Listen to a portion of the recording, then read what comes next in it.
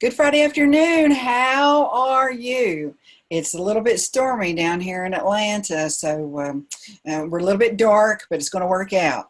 Does it feel like God's taking you in an unexpected and even perhaps unwanted direction? How do you keep your balance when your world is spinning out of control? My guest today will tell us how she answered these questions with God's help. She's also going to share insights about query letters, and she ought to know about query letters because she's authored more than 20 books. Hi, I'm Patricia Durkin, and this is Marketers on a Mission. We present marketing tutorials and interviews by and for Christian authors, writers, and speakers. This is episode number 160, 5 Elements of a Query Letter with Kimberly Rae. Hello, Kimberly. How are you today? Hello. Doing good. How about you? I'm fine. We're only like an hour and a half apart from each other. I heard you when you said Atlanta. You're just right down the road. Not that one. That goes to Florida. Almost a straight shot down 20. So now, were you born in the U.S.? You lived a regular all-American life before you went to the mission field, Kimberly?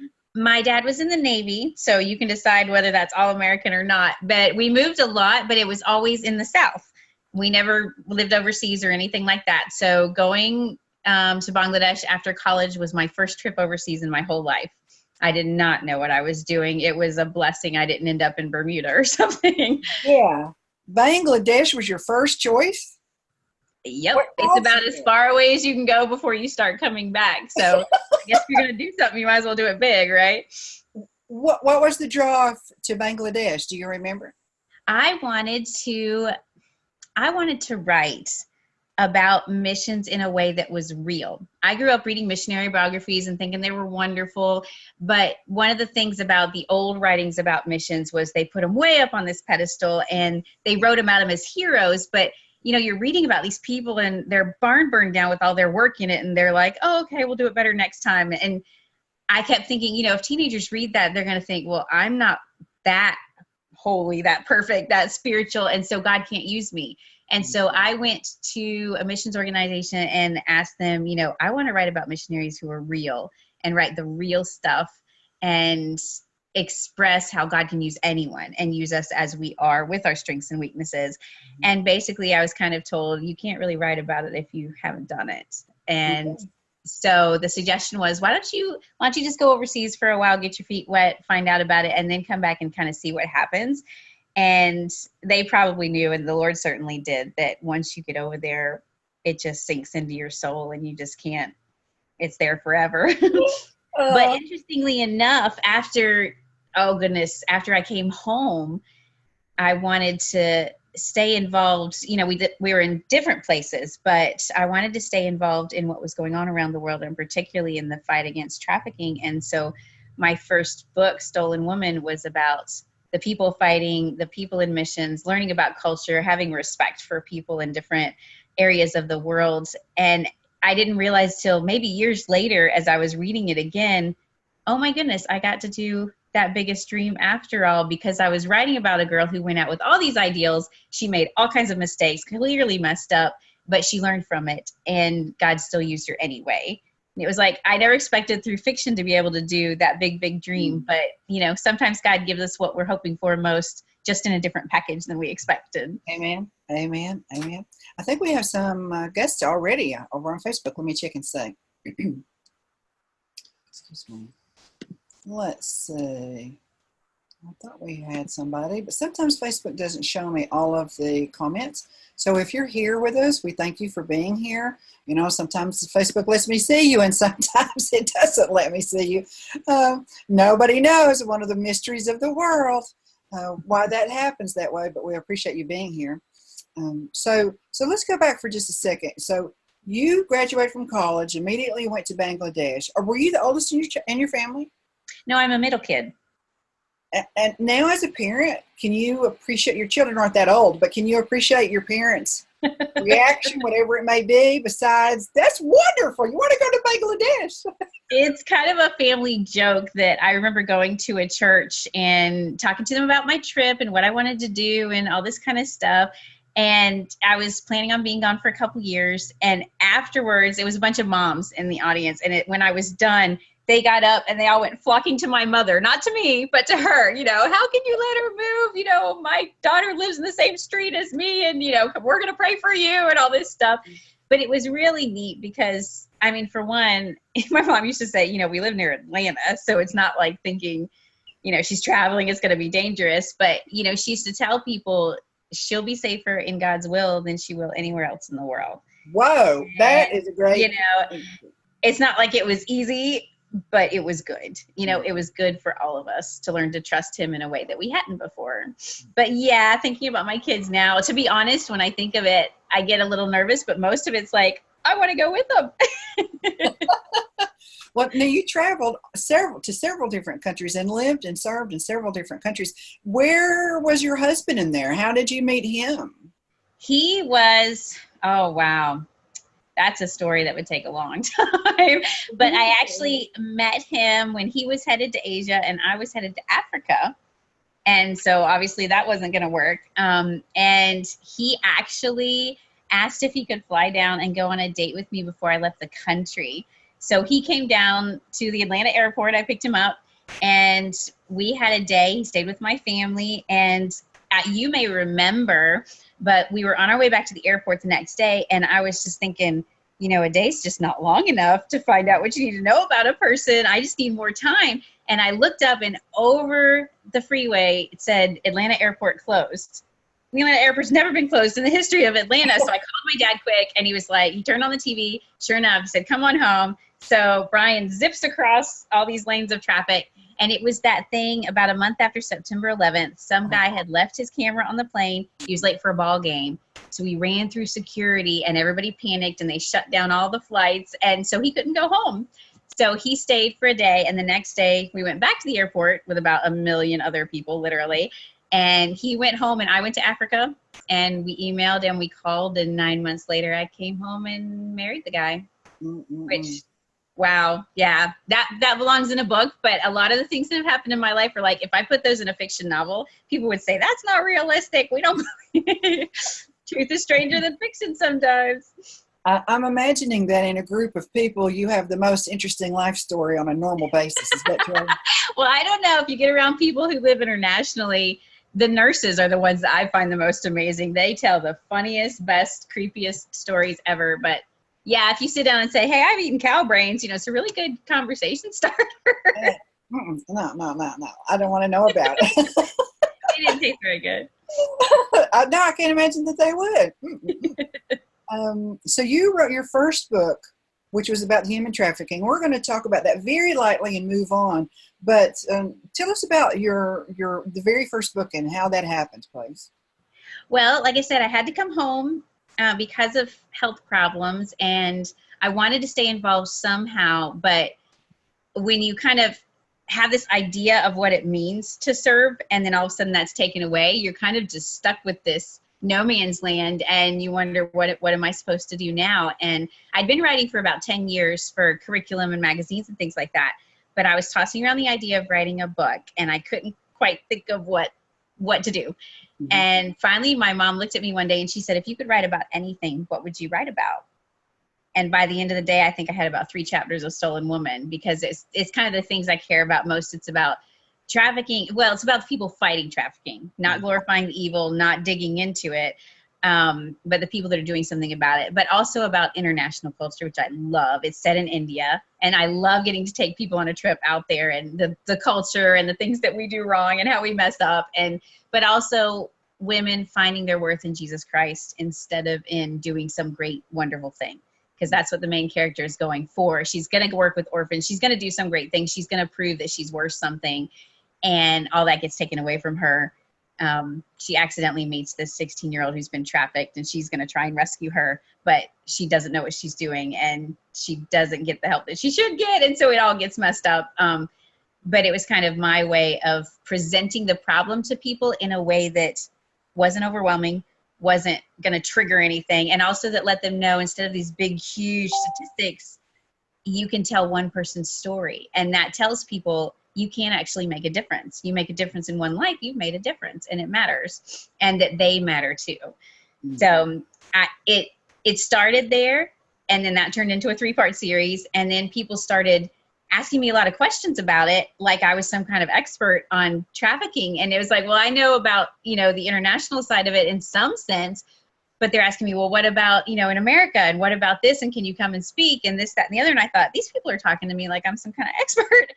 And then I thought, well, if God's given me this opportunity, I should become an expert. And so that led into actually speaking and training, and I ended up being a contracted speaker doing training sessions on it. And that was really cool because I couldn't be out there doing it myself, and God provided a way for me to funnel all this information and opportunity to the people who could do it. Mm-hmm. And I got to be this little liaison between the people who cared and wanted to make a difference and the ways that you actually could, which was really exciting.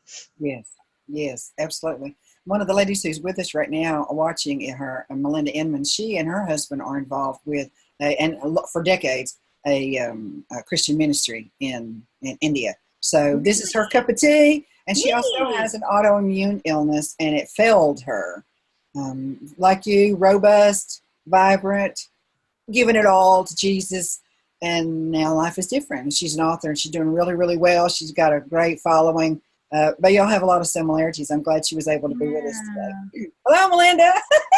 Hi, Melinda. So now, how did you know that from going on a mission trip, was it you just fell in love with it, like you mentioned earlier, and you just knew this was going to be your life track until God changed it for you? Well, that's a good question. It was kind of no. I always figured that, like in the missionary biographies, God was going to write it in the sky, and you just knew forever this is what you were supposed to do, and you find out life isn't really like that. And God's leading is supposed to be a continuous relationship thing instead of just a big boom. And I really wanted the big boom because that makes it easier to make decisions. But each time along the way is, okay, where am I supposed to go next? What am I supposed to do next? But by the time my husband and I were in the last place we expected to do it for life. And so having to leave was hard because I remember he would bring it up every once in a while, things might get so bad, we have to leave here. And I would be the one saying, no, God's going to fix this. God's going to change things because I'm going to be this great story of faith. And so it was really devastating when that didn't happen because you figure out that you put God in a box and all of a sudden he's not there anymore. And what does that mean? What does that mean about God? And what does it mean about me? About my concept of him and my relationship with him. And that was a hard thing, but I wouldn't trade it for anything. Taking your expectations of yourself away is usually not a bad thing. It's a gift. We don't want it, but it's a gift. And he's not good at staying in the box, is he? Oh my goodness. He has no intention of staying in the box. So now did you have to come home? How long ago did you have to come home due to illness? We came back at least 10 years ago. 10 years, okay. And, we expected to raise our kids overseas. We wanted to make a difference, et cetera, et cetera. And then suddenly the very last time we were going to go back and I had gotten some medicine, I'd gotten a diagnosis finally after like 10 years of, we aren't really sure what's wrong with you. And you're our most complicated patient. And sorry, maybe you need some depression pills because we're confused. And so I thought everything was good. And it was like, we're going to go back. I'm going to do all these great things. I'm going to catch up on all these things I missed because I've been so sick. Again, jumping into that, I'm going to prove myself by doing something amazing, supposedly. And 3 days before we left, I ended up getting pneumonia and ended up in the hospital. And I told Brian to go ahead and go without me because we thought it was just a small sickness. So he did. And I was going to catch up when I got better. Well, next thing you know, I'm in ICU. Well, first of all, they put me in the psych room that was like padded and everything because they didn't have any rooms left. Oh. But it was really funny because then when it was time for them to put me in a regular room, they couldn't because they had to have special permission to get me out of the psych room, but nobody had gotten special permission to put me in the psych room, so they couldn't get me out. It was hilarious. And I'm like, I'm going to be psycho by the time you get me out of here. So I ended up in the ICU for a couple of weeks and having surgery. And the doctor came in and, he gives you the big, we got to do this. And he was like, do you give permission for us to have this surgery? And I said, well, what happens if we don't? He was like, you die. Like, oh, well, let me think about it for a minute, So that was actually a gift too, because nobody was there. It was me and horrible pain and God. My husband was on the other side of the world. My son was being taken care of by somebody. My mom couldn't even come visit me because she had bronchitis. And there was nothing but me and eternity and God. And it was beautiful. I had so many verses that he gave me. The Lord will hold your right hand, saying, "You fear not, I will help you." And when the poor and poor and thirsty need water and there is none, I'll come through for you. And when you're in the ICU and you need a pill and you need water and you need whatever, and you think you're all alone, it's like, okay, learning to really trust the Lord with everything was a good thing. And particularly myself, I remember thinking, you know, all those plans I had for doing all this stuff, none of them are getting done. And I am as precious to God right now than I would have been if I'd been doing all those great things. Amen. Amen. Amen. Mm-mm-mm-mm. And that's a lesson worth learning. It is a lesson worth learning because it goes forever, doesn't it? Yeah. It goes to the root and it stays there forever and it leads us home. And it was convicting too, because I realized through all of that, somewhere in there, you know, God doesn't speak audibly to me, but it came as close as it ever came. I think I was laying in the MRI machine and I had all these plans for doing these wonderful things with my life and living a biography-worthy life. You know, someday I'll do something so cool that somebody will want to write about me. And it was almost as if God whispered and said, you know, that's not for me. That's for you. And I realized that a lot of my supposed spiritual ambition was just plain old ambition. And I wanted to do something great to make me feel worthwhile. And that changed everything. Having it taken away was a good thing. Because if I had succeeded in my goals, I would have been this amazing person who had been competent and could do all the things she wanted to do and would have done great things for God, so that at the end of my life, people would say, wow, look at what she did for Jesus. And somewhere along the line, I realized, what a dumb goal. That's a me goal. Look at what she did for Jesus. And so maybe somebody would have written a biography that, what would that have done? That would have intimidated people again and told people I can't do as much as she's doing, so I'm not as good of a person. And I'd have been dead anyway, so it wouldn't have mattered. So what good is it?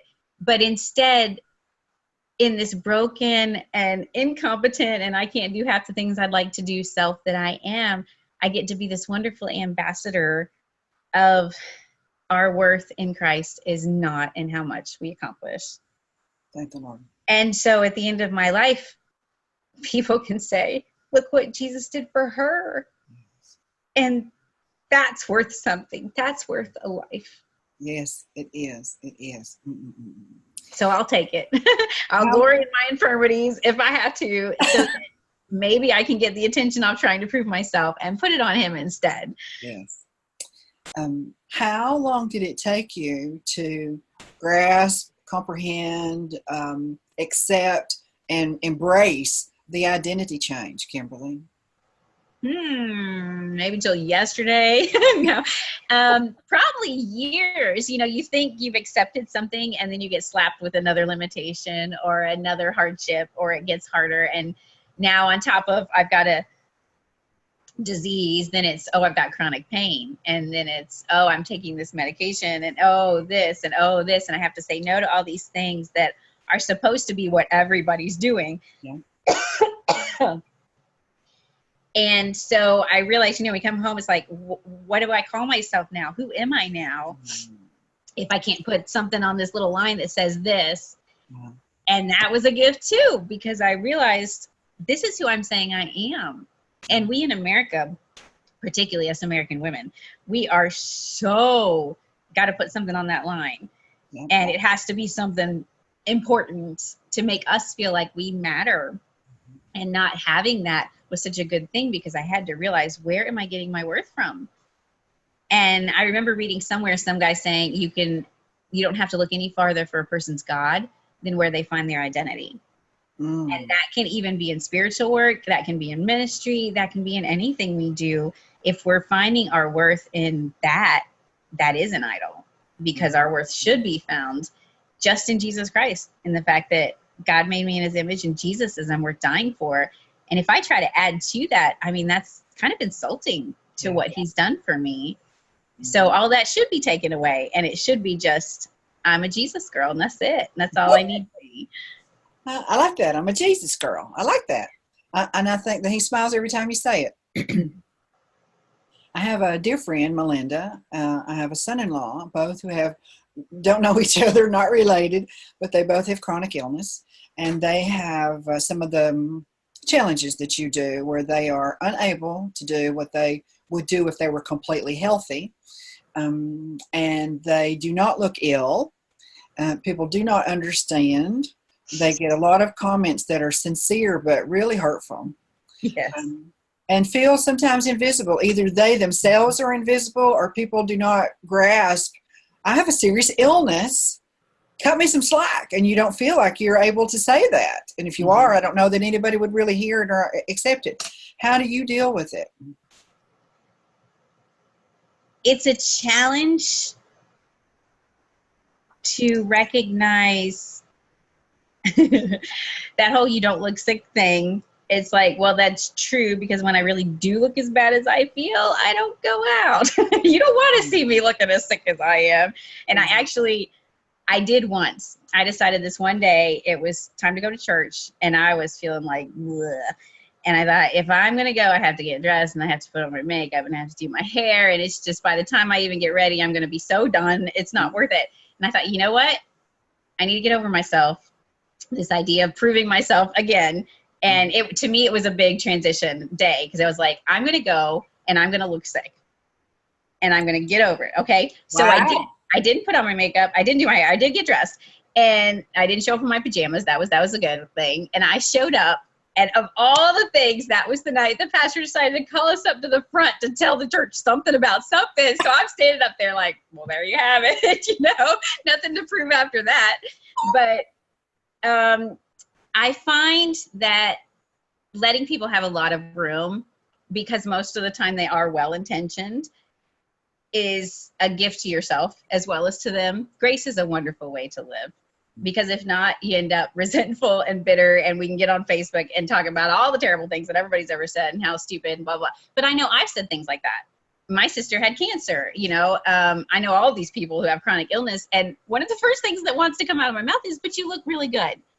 Because you want to say, I know you feel like crud, but you look nice. At least there's something you can say that's, like your shoes, whatever.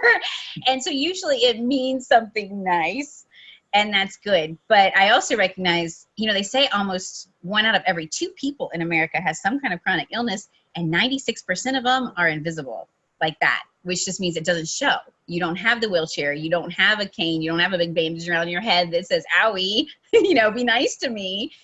And that makes me think that, my goodness, just about everybody I see is having something like that. And if they're not having something like that, they've probably got some other kind of hurt. Everybody's carrying their own burden. And it's when I start thinking, okay, how can I care about someone else? It takes it away from, how can I keep defending myself? And another thing that has actually helped me is, lately my asthma's been really flared up. Right now I'm inside in my little spot with my little purifier and blah, blah, blah. So I'm okay.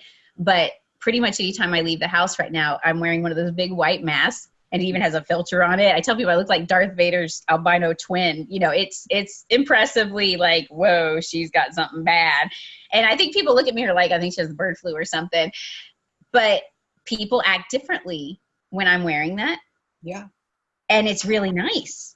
Actually, it took a lot of getting used to. I felt really embarrassed about it, but after a while, people treat you differently because they recognize, oh, she's fragile. Something's or something's really wrong with her. I better, give her a lot of room. But without that, you're right. People look at you normal and they expect normal, and then you catch yourself trying to pretend you're normal, and then you get frustrated because then people are like, oh, well, if you could do this today, well, then you should be able to do this next week, and why can't you come to this thing if you could come to that thing? And you get so tired of explaining, and you want to start carrying a poster board around and being like, here, just read this, Yes, absolutely. It's an endless loop. If we get on it, we can't get off of it. And I find that's one thing, hanging out with other people with chronic illness is a blessing because they get it.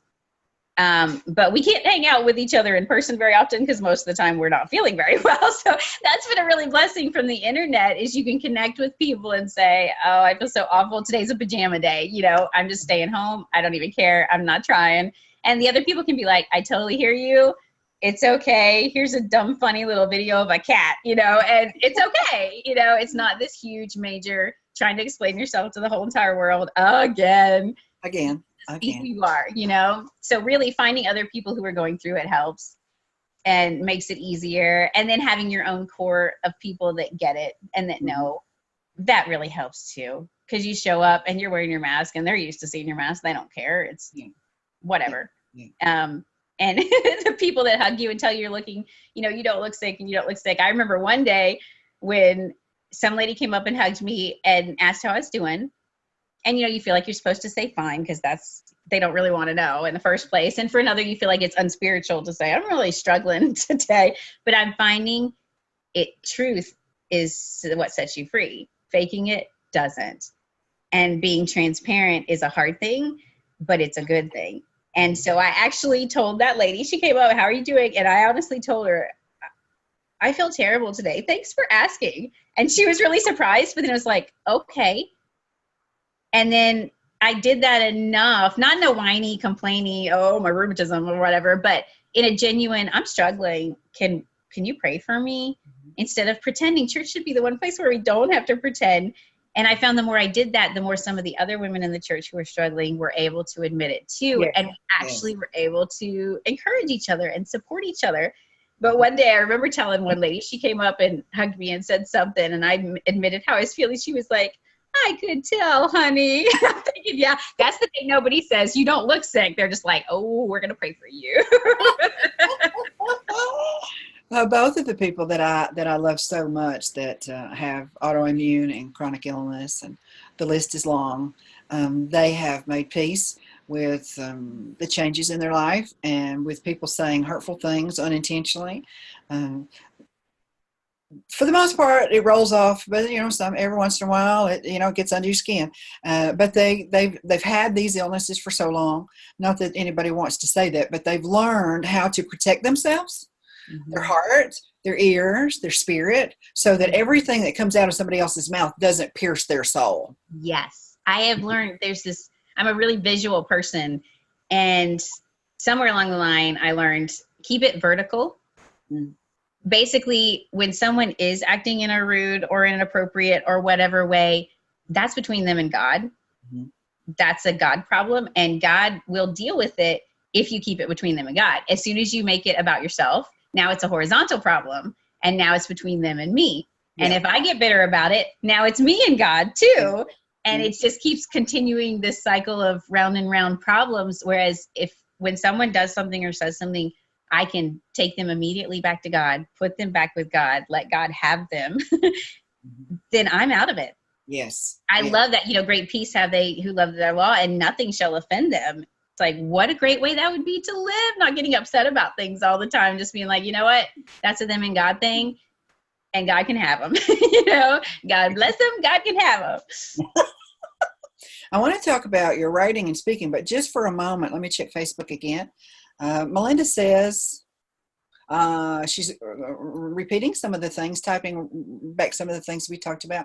She says she just recently moved from Michigan, her home area, for a long, long time, to a new state. In my current location, I'm alone every day. I don't really know anyone. I'm having a blast with Jesus, though, and that's Melinda.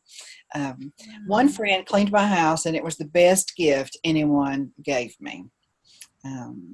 Then she says, in our last location, there were a couple of women who came to my house to visit. It was a great blessing because they came to her. Otherwise, I gradually became more and more invisible, and soon invitations quit coming. I disappeared. Yes.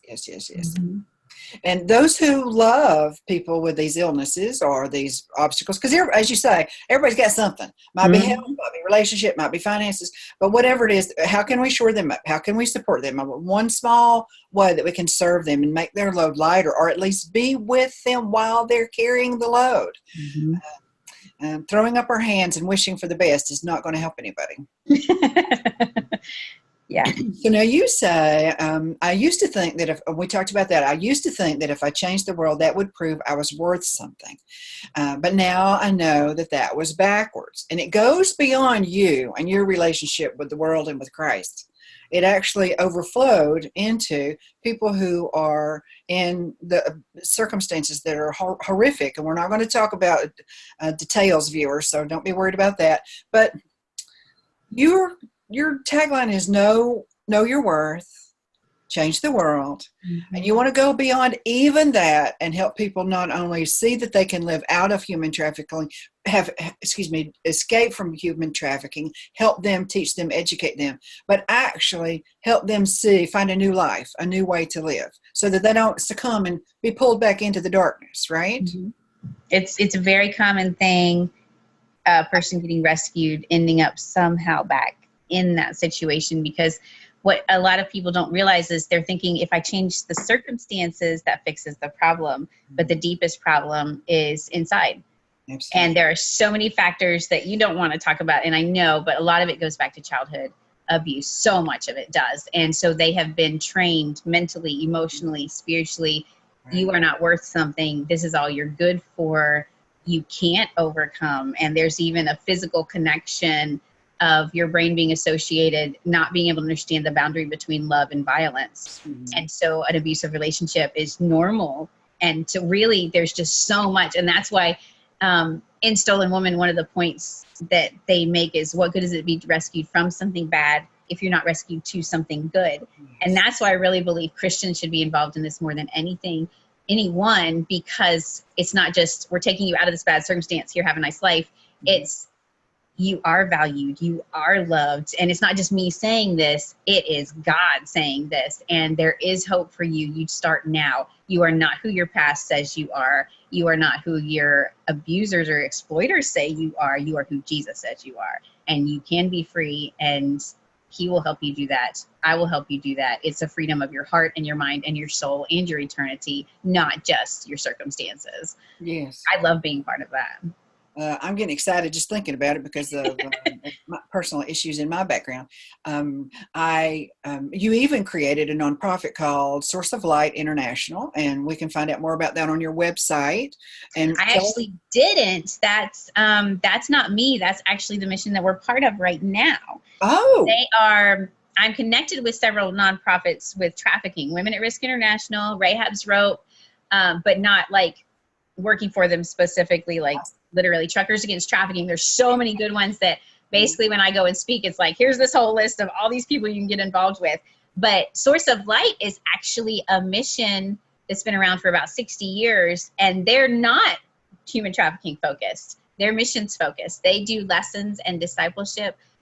They've done over 200 million lessons that they've printed and sent all over the world in over 100 different languages. It's so exciting. I mean, for somebody who's a writer, going in and seeing these huge printing presses and them spitting out 20,000 lessons at a time, it's just the most wonderful thing. I love being part of that too. So I get to have the best of both worlds.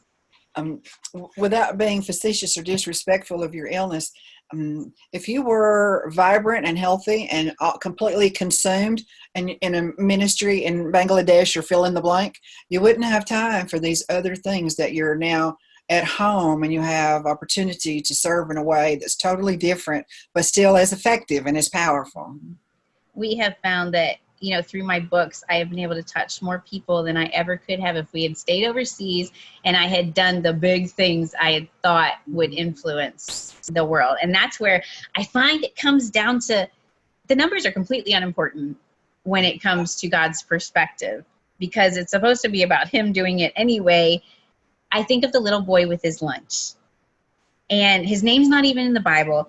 And I really think, his little lunch was laughably inadequate for what the need actually was. And isn't that where we all are?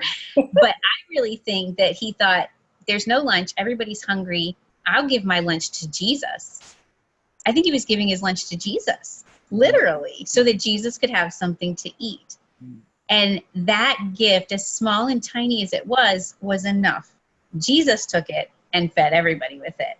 And I love writing so much because I can write something and give it to God and God can multiply it and send it wherever he wants to whoever he wants to. And when you hear there's somebody in Sri Lanka reading your book, and when there's somebody in India reading your book, and you hear some teenager saying your book changed my life, it's the most exciting thing, because I didn't do that. I just handed it over, and God fed somebody with it. Mm-hmm. And with Jesus, your little lunch can feed everybody, and there's leftovers. With you, it's just lunch. Oh, gracious, gracious, gracious. Excuse me. I thought I had something here, but I don't see it, so we'll move on. So let's talk about the Sick and Tired series. And you had already been an author for a while. In 2013, you published your first book in the Sick and Tired series, and there's currently 4. Are you working on another one? Tell us about the series, please. The series got started, ironically, one night when I was on way too much prednisone and I couldn't sleep. And anybody who's been on it, we call it the crazy drug, and your brain's going a mile a minute and you think you're starving to death, and all this, just like, I have to do something. And I had been looking for a book that would encourage me through all of this, because it was really a rough time. And I found this book that was pretty good. It was kind of funny. It was kind of encouraging, and it was helpful, but it was missing the most important part. I ended it pretty discouraged and down because she couldn't explain why I was going through this. Mm. Her take was, life is what it is, and sometimes it's harder for other people than not, and you just got to deal with it, because she didn't have the hope of the Lord. And I thought, this is not enough for me. I mean, if I really thought I was this random accident and tough cookies for me, I would be bitter, and I would be depressed and just forget it, just this isn't worth it. And I was like, where's the book that is going to help me get through this? But that, I don't know about you, but like after you've had illness forever, it feels like you don't need the heavy book on illness. Yes. You got that one. You're living it all the time. What you want is somebody to be like, I get it. This is lousy. Some days are going to be harder than others. You are going through something tough. You can get above this. Here's something to help you get through today. And I'm cheering you on, and you can get through this, just something real. Mm-hmm. And I couldn't find it. And so I wrote it. They say if you can't find the book you want to read, you write it. And, all that prednisone, I wasn't sleeping anyway, so might as well do something useful. So that's what started it. And then it just traveled. I got to put some really funny cartoons in there. And then we made a laughter version that was kind of a lot of jokes and a lot of dumb stories. Like the time I had a central IV in the hospital once, which is where they stick this tube way into a big artery or vein or whatever, and with all the little things sticking out of it, so they don't have to keep poking you. I'm a really bad stick, and they'd have to poke me like 4 times every time. It was awful. So they stick this in, and it's supposed to help. And he says, you're not going to feel it. I felt it.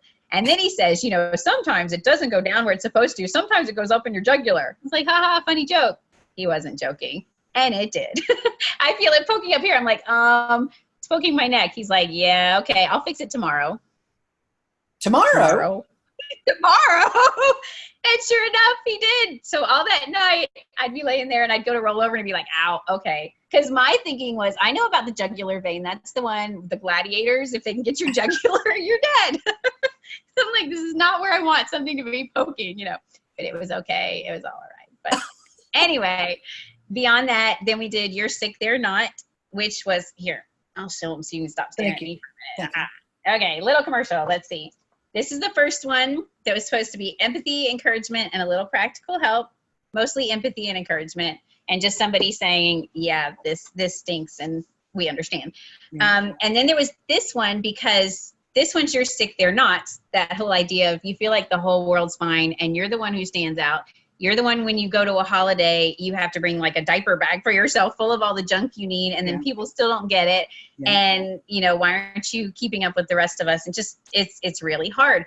And what about your relationships? The divorce rate for people with chronic illness is 75%, because it's hard being sick, and it's hard loving someone who's sick. They're not sick. And so how do you put that together? So I got permission from the love languages people to put a chapter in here about how does love language work with chronic illness. I got permission from a woman. One of the things we talked about was how the different personality types deal with stress, because different temperaments have different ways of coping. And so how there's like a medical crisis, And all these people start doing all these different things. You know, one of them just leaves and goes shopping, and one of them starts attacking the problem. Let's make a spreadsheet. And one of them starts talking about the money. And one of them's let's go through all the terrible details. And the other one's like, let's talk about something totally nice. And everybody's thinking everybody else is not dealing with this the right way. And it gets really stressful, especially if you're the one who's sick and, you know, you got your own way of trying to deal with it. So there's a whole chapter in there about that and how to like adapt to each other and talking about money and how do you help someone who's sick? What are really practical ways instead of just saying, you know, sorry. And which one is that one? That's the second one. What's that title again? Can you show us? Yeah, you're sick, they're not. You're sick, they're not. So that you don't tell people like me, oh, Addison's disease. My dog has Addison's disease. Thank you. Okay, let's have a, you know, support group together or something. Anyway, and then laughter was just the little tiny fun, no deep meaning, nothing deep in here whatsoever, but funny stories like like the guy who, it's probably not true, but it's pretty funny. You know, he's laying at his bedside, he'd been in a coma, and he tells his wife, you've been with me through all the bad times. When I got fired, you were there. When my business fell, you were there. When we lost the house, you know, he's telling her all this. She smiles and holds his hand, and then he says, when I think about it now, I think you bring me bad luck. So that was just fun. And then this one was kind of the heart of what we needed to get to, because you get through all that, but then there are the days when you're like, why is God letting this happen to me? Why doesn't he fix it? Does that mean I'm not loved? Does that mean he's punishing me? Does that mean I don't have enough faith? Mm-hmm. To me, that's, I mean, give me people saying I'm not sick all day long, but having somebody sit next to me and pull out the Bible and basically tell me it's my fault that I'm still sick. Yeah. Because if I had enough faith, this would go away. Yeah. That's hard. When you're already struggling, you've been struggling for 20 years, you do start wondering, is there something spiritually, is this a spiritual problem? Is there something wrong? Is it my fault? Is it my fault? Is it my fault? Is it my fault? And that can start ringing over in your head and completely destroy you. So I needed to write that. And I got finished with it. And then I realized I wasn't finished with it because I hadn't hit the hardest questions. I'd written all this good stuff, but it was like, what about those verses that say, if you have faith like a mustard seed, you can't say get off in the ocean and it's going to go. What about the ones that say, what everything's possible for you if you just believe? What was I going to do with those verses? Mm-hmm. And I was avoiding them because I didn't know what to do with them. And you know, that's a cop-out. And so the whole appendix at the end of the book was, I went through the book of Matthew verse by verse and found every single verse that had anything to do with healing, that had anything to do with faith, and especially the connection of the two. And I have found every hard question, the harder the question that we want to run away from God because we don't know what to do with them, run straight to him and run straight to his word. He can handle it. And yes. Oh goodness, I found this gold mine of truth. It was so great. I wish I had enough time to tell you everything in it, but it's in the book because it was like, I found all this great stuff. I don't worry about that question anymore. Do I not have enough faith? Yes, I do. God could heal me like that. Mm-hmm. And the fact that he hasn't, it means something. I think it takes more faith to live in peace and confidence and love of God and love of God's goodness when you're sick than it does when everything's all fixed and well. Yes. And the testimony we're meant to present to the world is not God's going to fix all your problems like this big old Santa Claus. Mm-hmm. God is enough for the fact that life isn't the way it's supposed to be. Yes. We get happily ever after over there. Uh-huh. Right now we've got work to do and we've got a message to give. And if I can give that message better sick than well, then better to be sick. Right. But I am better than I used to be. And so I don't get to give that message as well as before because I'm not as miserable as I was, ironically. But I had brain surgery last fall. And they actually took out part of my brain. And I feel a lot better. It sounds funny. I remember a lady asking me, because she'd had brain surgery and she was having some cognitive issues. And she asked me kind of, does it affect you cognitively? And I told her, well, the pills I was on before messed me up so much. I don't think I'm any stupider now than I was before. So it's okay. And if I was, I wouldn't know it. So, hey. Yeah. Speaking, even as recently as last month, you were speaking and talking about the human trafficking topic and leading people to help them understand this is the situation. There's some solutions. And I particularly like, Kimberly, that excuse me, that you talk about the hope that's there and practical ways to build a new life rather than focusing on the darkness, because it's plenty dark. It's plenty dark, and too many resources only talk about that 99% of the time, with a little bitty addendum at the end. Jesus can help you. Turn that around. Amen. It's like, I don't watch the news. Like, I don't need to hear about all the stuff I can't do anything about. So I'm not going to dump on everybody else all the things. It's like, if we're not going to do something to make a difference, why talk about it? Yeah. Unless we're just going to depress ourselves, which is useless. We're singing the same song there. I'm having getting some comments that I can't access with my computer. So let me see if I can access them quickly with my... Sometimes I can just gotta deal with it. Sometimes I can access it. I'm having some. Melinda says she's glad you're not as miserable as you were. Thank you. She says the people who tell us that we need more faith are so discouraging. I guess Paul wasn't much of a Christian because God chose not to heal him. Well, and if misery is a test of a lack of faith, not just Paul, but the ultimate example would be Jesus. Yes.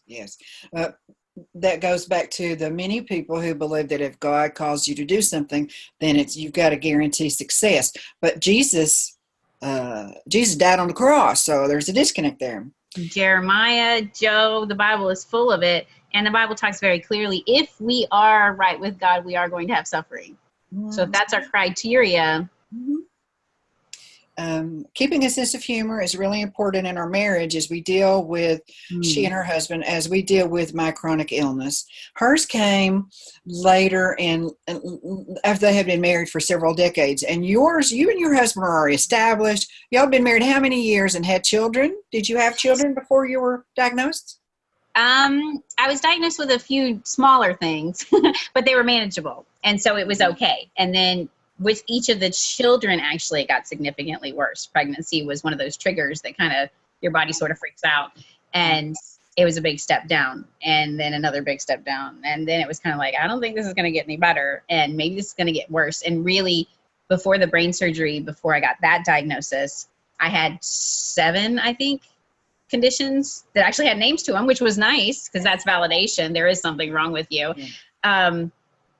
But I was pretty much having to accept the concept of I'm headed straight for disability. I'm going to be homebound. I was getting to where I wasn't sure if it was safe to drive my kids around anymore. Just chronic pain for the rest of my life, and all that comes with that. Yes. Mentally, spiritually, everything. It is very encompassing. And just kind of saying, okay, Lord, if I'm just going to be this blob, I'm going to be a joyful one. And I mean, that in and of itself can be a life purpose. Help me to know. Corrie ten Boom once said, some days the victory is just in enduring. Yes. That's so beautiful. And when it got to the worst of it, having a sense of humor, like she said, is so good. We watch Tim Hawkins videos sometimes, or the kids always know when mommy's recovering, it's funny videos. We find them on YouTube. We laugh together. That's my way of coping. But when it's 2:00 in the morning and it's not funny anymore and you can't pretend it's funny anymore, I would go to Johnny Erickson Tata, and I would go to Nick, I can't pronounce his name, Vujicic, I think. No arms, no legs, no worries. The man has no limbs, and he went through his season of what is the point of my life, and he got through it, and he decided God's going to use me anyway, and he is reaching millions of people all over the world, literally. And I love that one of the things he's known for most is his hugs. He doesn't have arms. His hugs. That's what I thought you said. He doesn't have arms. Everybody hugs him, and he's known for his hugs. I love that. To me, that is the ultimate Jesus thing. To know for what you cannot do because you are doing it anyway is so beautiful. And like you were saying, I was just speaking. I wasn't actually. That was a video from years ago. This is one of the first things I've done since the brain surgery. It's been a year.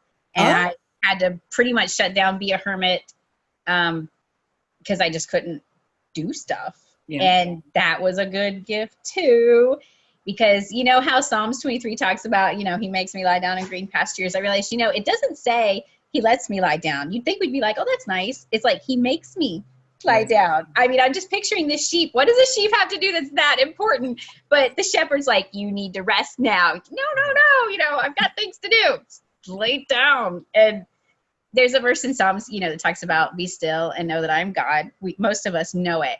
But I tell people my personal translation is, Kim, sit down, shut up, and let me be in charge. Yeah. I'm going to cross stitch that on a pillow someday or something. Just stop already. And if I could get that without having to be forced to do it, it would be such a beautiful testimony. Yeah. But he gave you a strong will. When we're stressed out because we're scurrying around doing all these things for God. And I think sometimes God's like, I'd like you to just be with me. In Asia, they say a mark of spirituality is being able to just be, not do.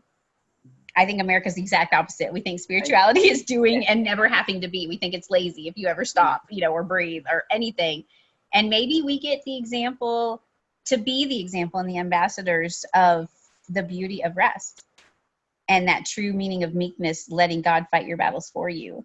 It'd be nice if I did that by choice instead of being forced into it. God, you have to fix this because here I am and I'm pathetic. Maybe before I'm in a nursing home, maybe I'll get that message and, be able to choose it myself when I have the choice. But until then, he keeps sitting me down and making me shut up and letting that be enough. He makes his point, and if he needs to make it again, he will make it again.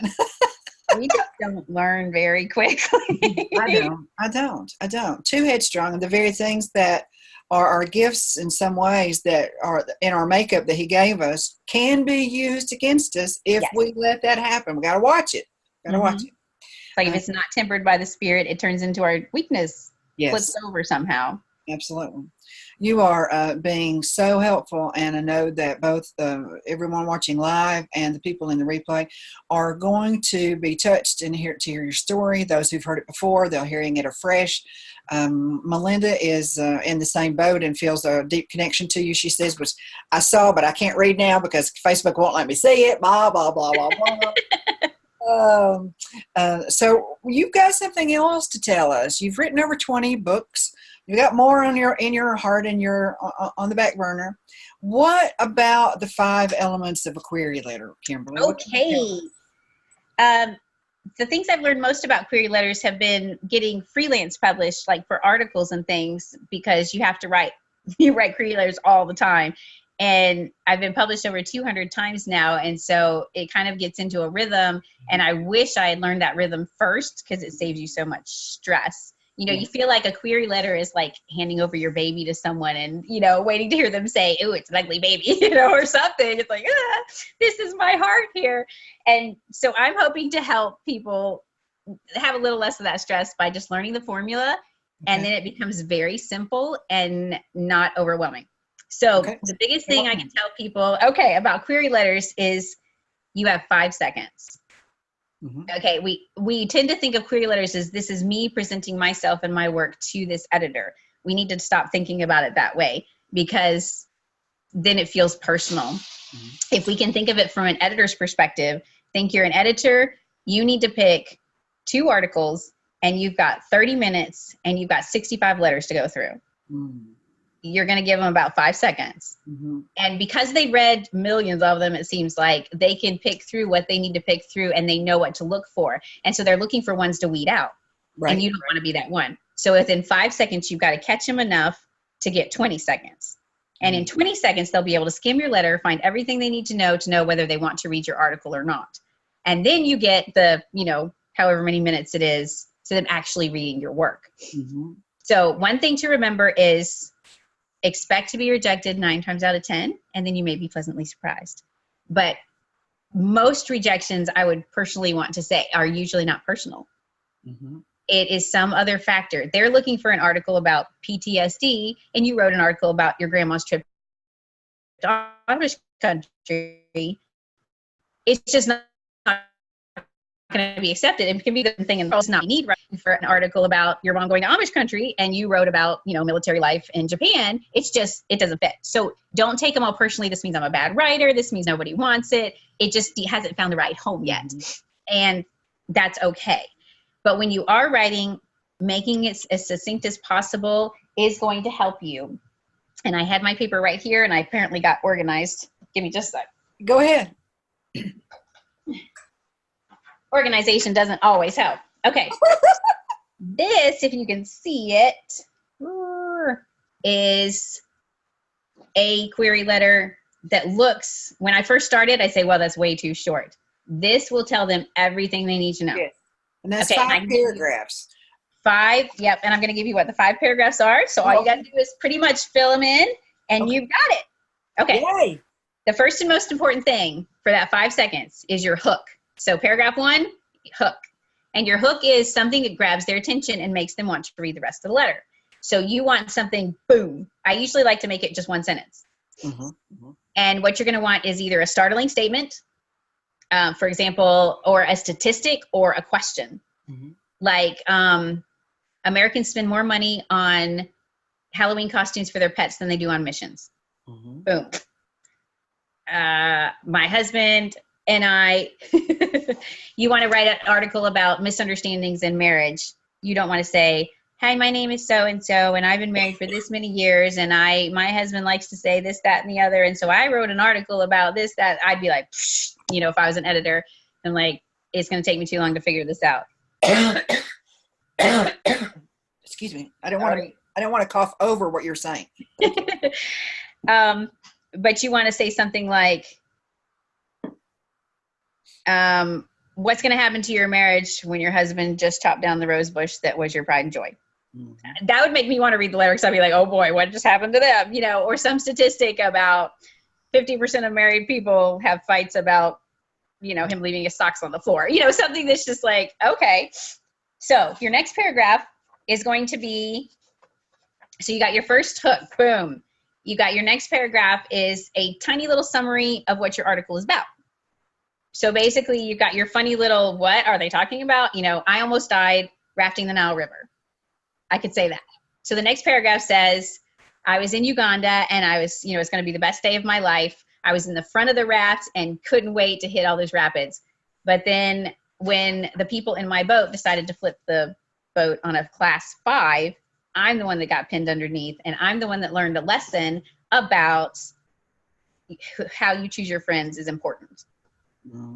There's my summary. It gives you the idea of what it's about, but it also gives you the point. See, we're taught to do that whole back of the book, you know, giving this dramatic question or whatever. They want to know what the point is. Okay. You know, spoiler alerts all over the place. You want to tell them exactly what they want to know. This is what their readers are going to get out of this. Okay. That's what they're looking for. Okay. So you got your little hook and you got your summary. And by then they're like, ooh, this sounds like an interesting paragraph. You notice I have not said one word about myself. We're going to get to that later, because right now what I'm selling is the article. Yes. Not me. Because what your readers care about are the articles they're reading. They're not reading a biography about you. Okay. The third one, details. Okay. These are the nuts and bolts of what they want to know. What's the word count? What are the rights you're offering? And if you don't know how that works, you've got first rights, one-time rights, reprint rights. If it's been published before and you've got permission to, you can do reprint rights. If it's full rights, that means they get all of it. You will never get to use it again. It's not yours anymore. If it's one-time rights, they get to publish it, and then you get to send it someplace else. I've had stories that have been published like in 8 different places, a kid's version, an adult version, a middle version, and I just tell them, this has been published other places. If you want to know, you know, ask me and I'll send you an email. So reprint rights are offered. To know what to put in here, you need to go to the website of wherever you're sending it to and find out their submission guidelines. You can even Google it, such and such a magazine, submission guidelines. It should come up. They should tell you the word count. They should tell you whether they're looking for fiction or nonfiction, everything you need to know, and you need to let them know you did your homework. That is a big, huge throw it out the window when you say, I know your word count was 1,000 and mine was 2,000, but it was so good I just didn't know what to cut, and so I figured you could cut it for me. Yeah, I can. And that sounds really good, but yeah, because as an editor, you know, they don't have time to be your mentor. They're not looking for, oh, somebody I can help work into this writing. They want to know, do you have it already? You know, and that's kind of sad, but it is what it is. Okay, so you've got your hook, your summary, your details, and this is where you get to talk about yourself. Now is your credentials. And this is the fourth paragraph. Yes, that's number 4. You're selling yourself as a writer. So that's where you say, I've been published 5 times, or I've been published in such and such and so, particularly if it's a magazine or publishing company that correlates with theirs. Mm-hmm. So if you're writing for adults, you talk about the adult things you've been published in, that sort of thing. If you haven't been published in anything, you got to start somewhere. Mm-hmm. That's okay. So what you're going to write is what you have or what you have experienced that makes you the credible person to write this article. Yes. So you're not going to say, I'm writing an article on parenting. I've never had any kids, but I see kids in McDonald's and they drive me crazy. That's not really going to work. So you're going to want to say, I've, researched this, and I've got my PhD in this, and I've, and I go to McDonald's and I see kids, if you want to put that in, maybe they'll think you're funny. So then what I like to do at the very end, which took a lot of getting over for me because I am from the South and I believe in being very indirect, and I will just, wave my scarf in the air and you'll say, ooh, what a pretty scarf, or whatever. I'm not going to be like, what do you think of my scarf? Mm-hmm. I have a hard time with that, but I'm married to a very direct person, so I'm learning to be direct. And I'm realizing every one of these is like an interview on paper. Yes. You're selling your article and you're selling yourself. So it's not a friend letter. This isn't a Facebook post of, hey, how's it going? You don't need any small talk. None. So what I like to do right in the bottom is ask a direct question, because it's interesting. Psychology talks about, if you're writing a blog post or a website or anything with marketing, put down at the bottom what you want the person to do. Yes. Call to action. Well, of course they know you want them to buy your book or whatever, but psychologically, having it in writing, buy my book today, buy my book here, chunk, it feels abrasive to me. But to a person who's skimming through, because you're the 20th blog post they've read, it's like, oh, I can click right here and whatever. So I like to ask, do you think such and such, the title, is a good fit for such and such? And that's where you list the magazine or the publisher, because again, you're connecting yourself to them. It's not just this random, I'm sending it to everybody I've ever thought of. Yes. It does make it kind of personal. Do you think such and such is a fit for so-and-so? Thank you for your time. That's always nice. And I like to say thank you for your time and consideration of this work, because then you're kind of saying, I recognize you have to look through this and your time is valuable. And then I like to end with, I look forward to hearing from you. Just because it's a nice thing to say. And don't do the don'ts. For one, don't start out introducing yourself in a big, long, whatever. For another, don't end with, this book is just like the Hunger Games and it's going to sell 7 million copies, if you'll just, accept it. Or the whole reason why they should accept it, even though it doesn't fit their requirements. You only take teenage fiction, but I really like this, and maybe a teenager will like it too, and maybe if you just, adapt. And I'm not saying this because I'm an expert. I'm saying it because I've done most of these things. The very first book I sent to a publisher, I actually drew flowers along the edge of the manila envelope because I thought maybe they'd be like, oh, that stands out and she's interested. I don't even know what I was thinking, but I think of it now and I'm like, they were probably like, oh, brother, you're gonna make dumb mistakes. It's okay. That's how we learn. So I tell my kids, if you learn from it, then it's a useful mistake. So, we should take our own advice every once in a while. So there you have it. So again, to review, first one is your hook. Second one is your summary. Third one is your details about it. Having gone through their website and you were following all their restrictions very clearly. And the fourth one is your credentials. And the fifth one is the call to action. Can you hold it up and so we can see it? The amount of text, we don't need to read it, but the amount of text again. There we go. So that's very succinct. Boom, boom, boom, boom, boom. Clear. And if you can take anything else out, take it out. If it's only going to be like 50 letters, great. Not 50 letters. That would be really succinct. 50 words, whatever. Make it as short as possible. Anything that is not essential, take it out. Yes. Because you want to leave them wanting more. Yes, yes. And all of us have probably been to some meeting, and I've spoken at some meetings, when the person was speaking, you're like, wow, they're dynamic. Wow, they're great. And then they kept speaking. You're like, this is good. And then they kept speaking, and you're like, I want to go home. And so your feeling about this person ends up being negative, even though it started out amazing. Whereas some people get up and you're like, wow, this is amazing. And then they quit. You're like, oh, I need to buy their book, or I need to ask them questions, or I need to look up their website because you left them wanting more. So less is more when it comes to this. We want to give all the information, but we just need to restrain ourselves. That was so excellent. Excellent. Thanks. Oh my goodness. Thank you so much. Let me check Facebook one more time, see if we have any questions about that. That was, and you did the job yourself. You were clear. You were succinct. You had an example. You don't too much about yourself. Boom, boom, boom. And if they have trouble writing a summary is so hard. Writing a synopsis for your book, for a book proposal, is sometimes harder than writing a book. I've got this 300-page book. I'm supposed to put it in 2 pages. Are you kidding?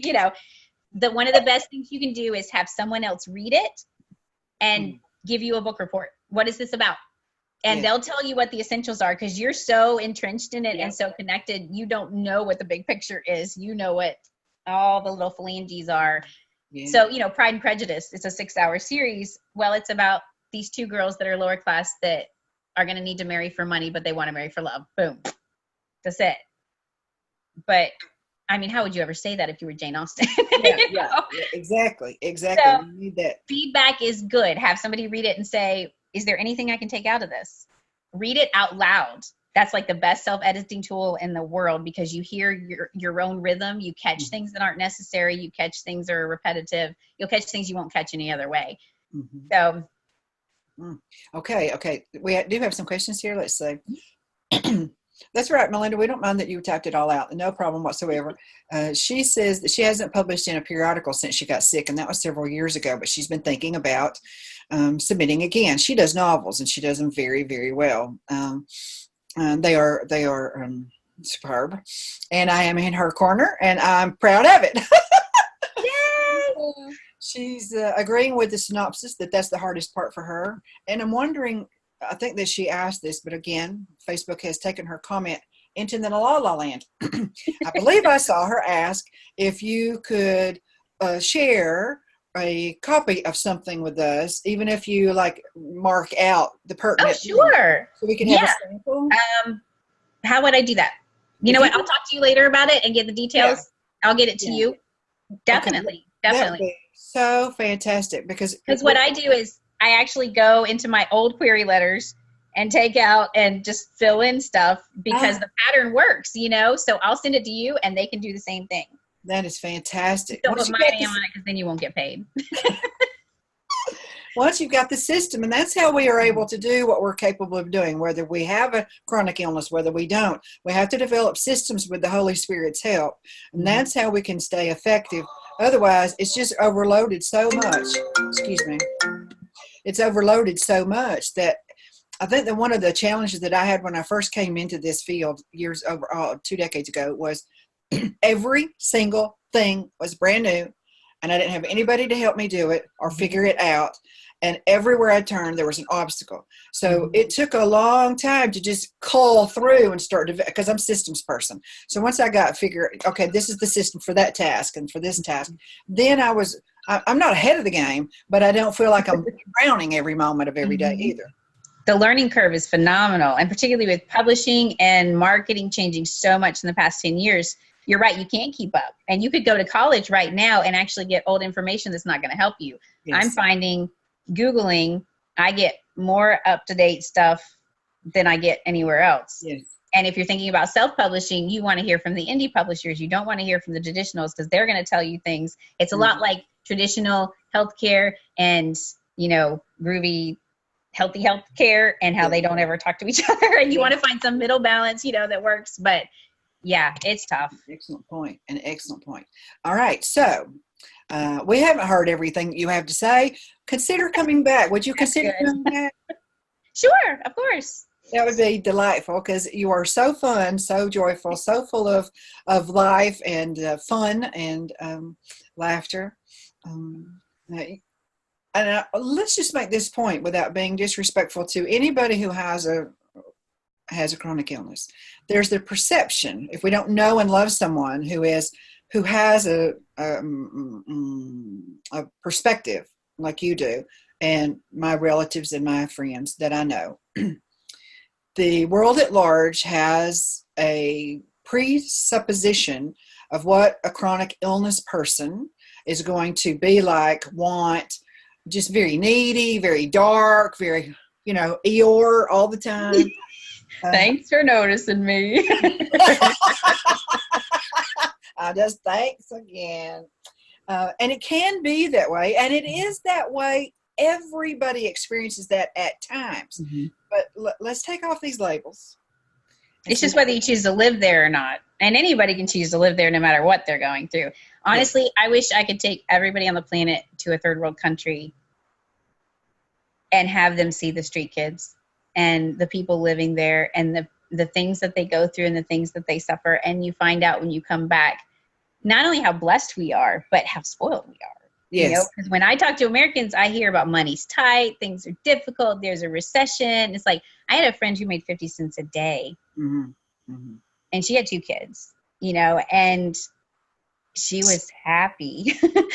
And here we are, so discontent and stressed out. And so it's not about your circumstances. It's not about whether you're sick or not. It's not about whether you're poor or not. It's about your choices. Yes. And attitude is as much a choice as anything else, sometimes more so, which is why I'm wearing my shirt. I don't know if you can see it. Woo! That's kind of weird, but it's a little turtle, and it's got a little tiny snail sitting on the back of the turtle, and the little snail's going, wee! I wear it on my tough days sometimes to remind me it's about perspective. And I find for us with chronic illness, the acceptance of it is kind of everything. When we can accept, okay, this is part of God's plan for me, there is purpose in it, then you can cope with it, and then you can deal with it. It's the acceptance of it that's hard when we decide this is not the way it's supposed to be, and so I'm going to be unhappy until I fix it. You're going to be unhappy until you fix it. And, it's just, it is what it is, and so you make your choices. And I find that the times when I am truly struggling, not the struggling where you need help and encouragement, but the struggling where you're kind of mad at the whole planet because it's not the way it is. For one, I remember the Bible says the world itself groans waiting for deliverance. Yes. So things aren't the way they should be. And when you feel that way, that doesn't mean there's something wrong with you. It just means you recognize things are screwed up, and they are. Yes. But when it's like, I want to kick everybody because those are days when you go and hide. Yeah. And if you can get to the point where the people closest to you, you can admit this is one of those days, I'm going to go watch a movie. It would be better for everybody if I just didn't talk to anybody for a while. And if you can accept that too, then you're not spending all the time faking it, and that helps too. But you're right. It's like there's a mud puddle. You can choose to walk around it, or you can choose to sit in it and complain about how dirty you are. A lot of it is our own choices. And he helps us. He helps us grow. He teaches us. I don't learn the first time around. Who does? I'm usually on number 27 or so, 35. Go round. Oh yeah. What do you like to write about most? I love to take everyday occurrences and transform them into biblical truth. Yes. Thank you for asking. Nobody's ever asked me that.